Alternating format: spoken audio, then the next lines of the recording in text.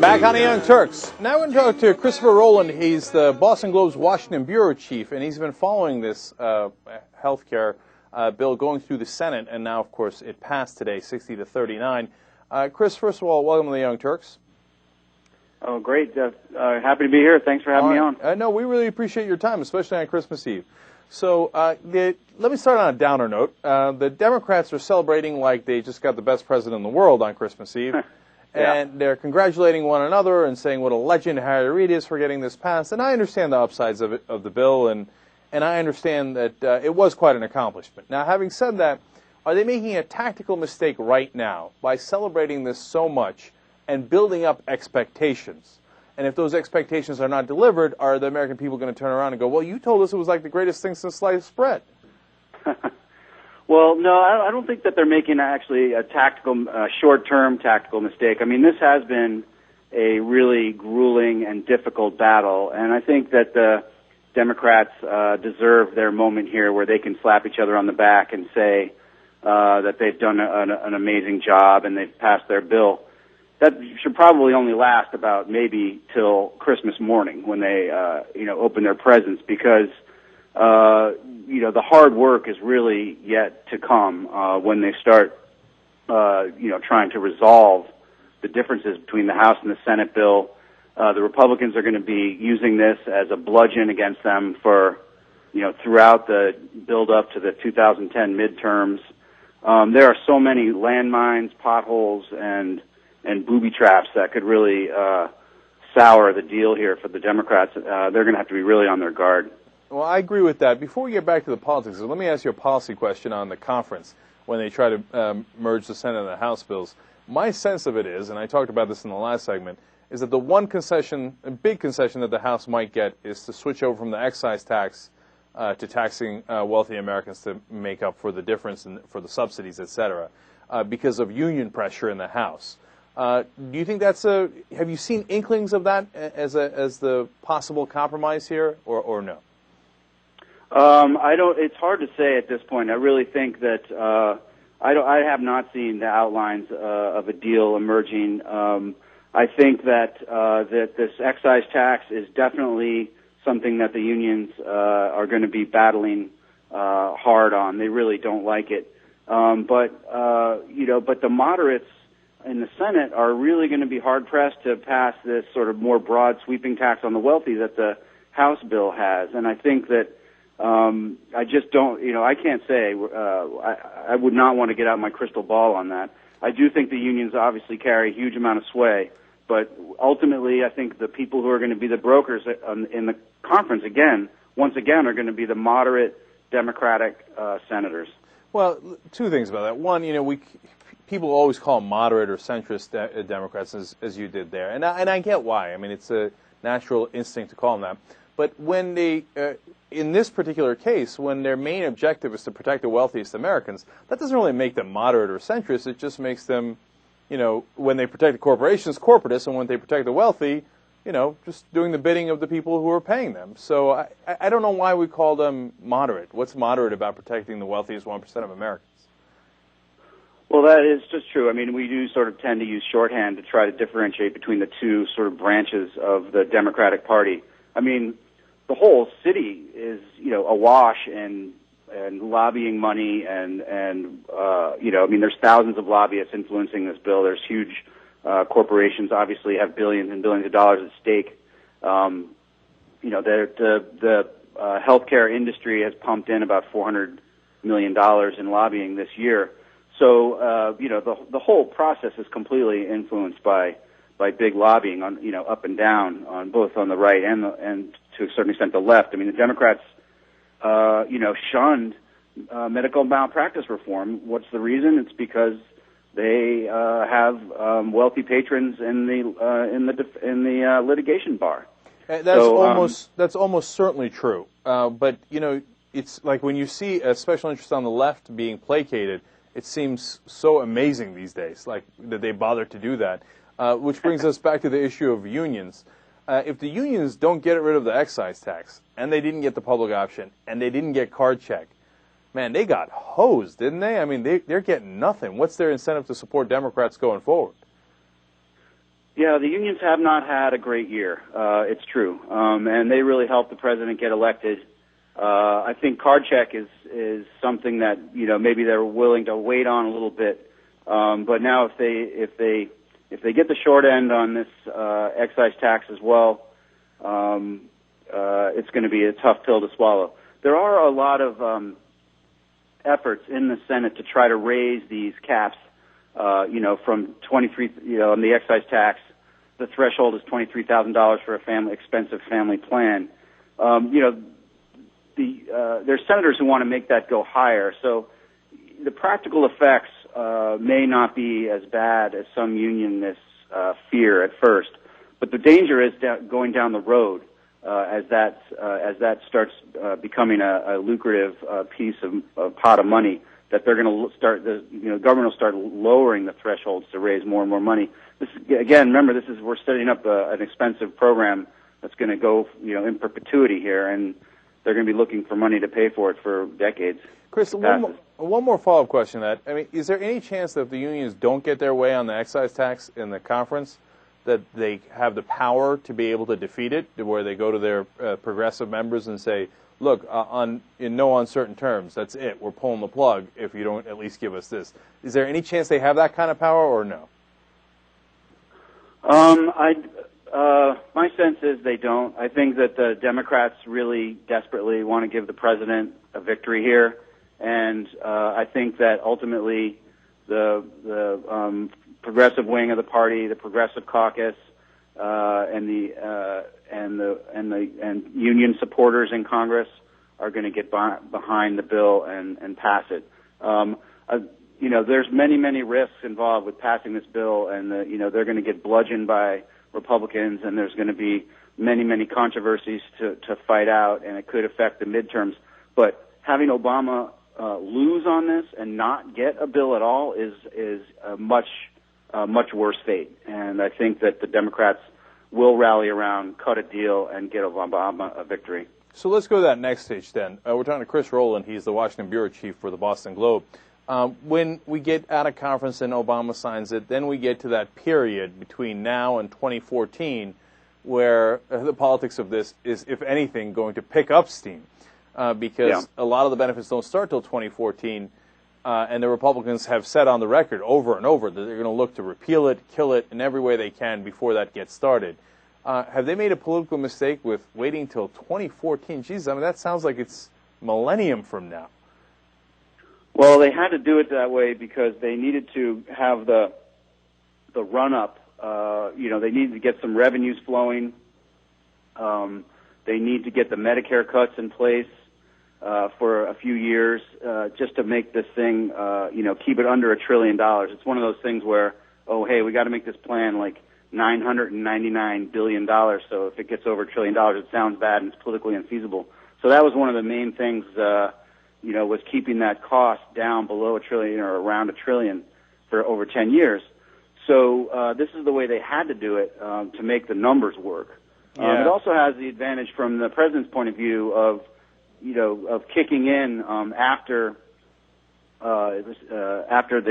his reelection bid, because I don't know if you remember, but when the prescription drug benefit went in, there was about 6 months of controversial problems over getting these drug benefits to seniors in the Medicare program. It was about in 2003, and it was the 800 numbers didn't work, and it was a real adjustment period. And I think you're going to see something similar. I mean, in Massachusetts, when we started the exchange there on the healthcare reform, there was definitely a lot of growing pains. So they've also put that beyond the 2012 election. But yes, there is real risk, and especially since there's going to be painful Medicare cuts, and there's going to be new taxes kicking in before anybody sees their subsidies in 2013 or 2014. So there's this window where the Democrats are going to be very exposed. They're going to have to really do a good job of selling this, and the president above all. Yeah, look, you know what? As you were talking, Chris, I've come to a conclusion. It's over. Look, here's the conclusion. They got to start this thing way earlier than 2014.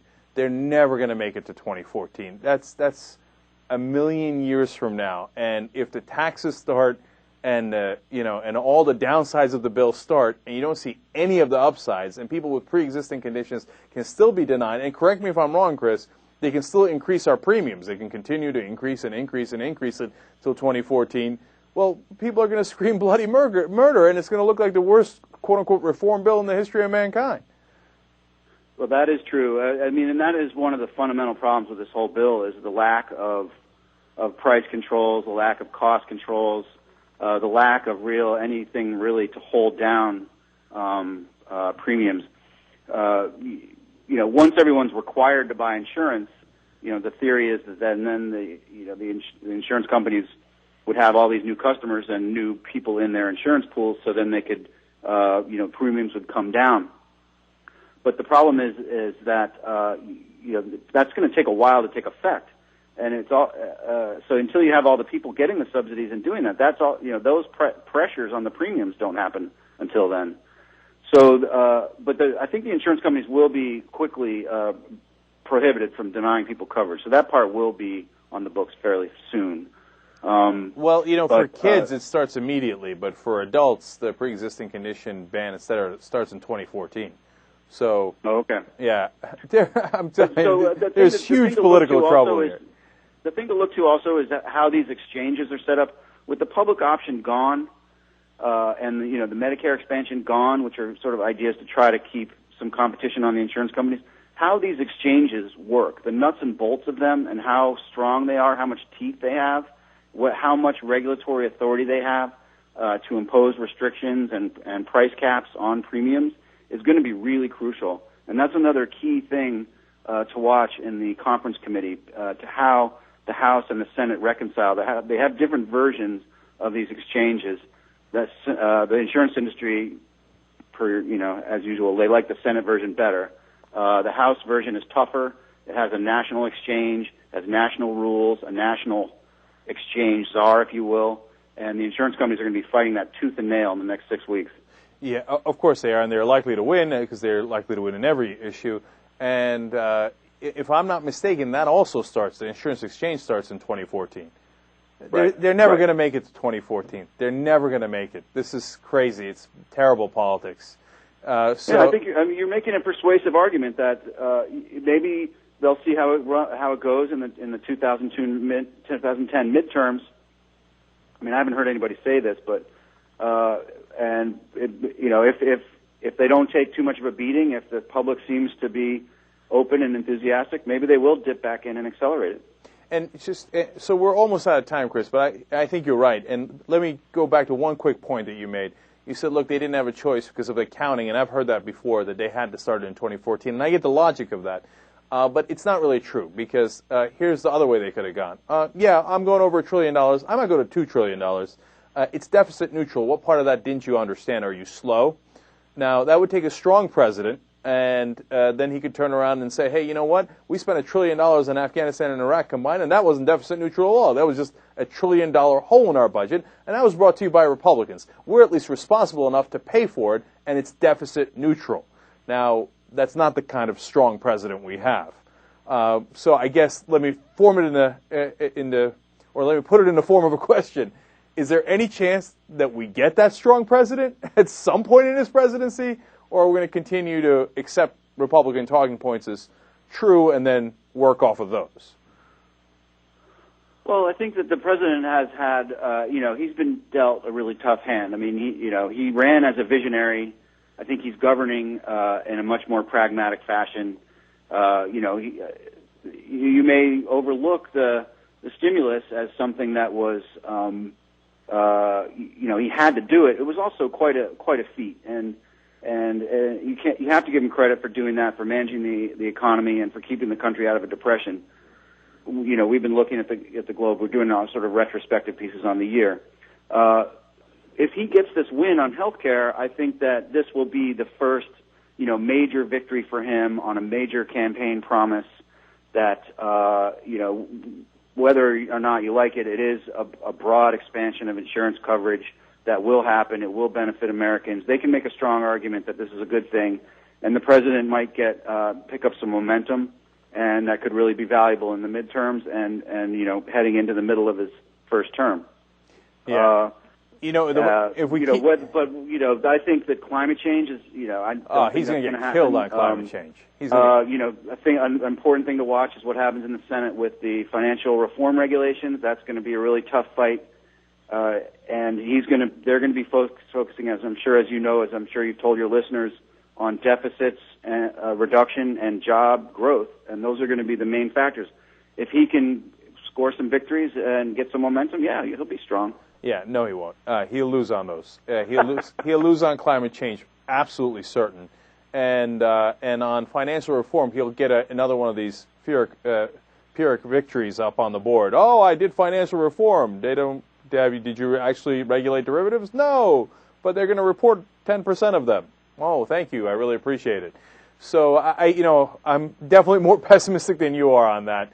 And look, just every single thing on the stimulus bill. Why didn't he come out and say, look, I am forced to rescue the American economy because of the incompetence of Republicans and George W. Bush.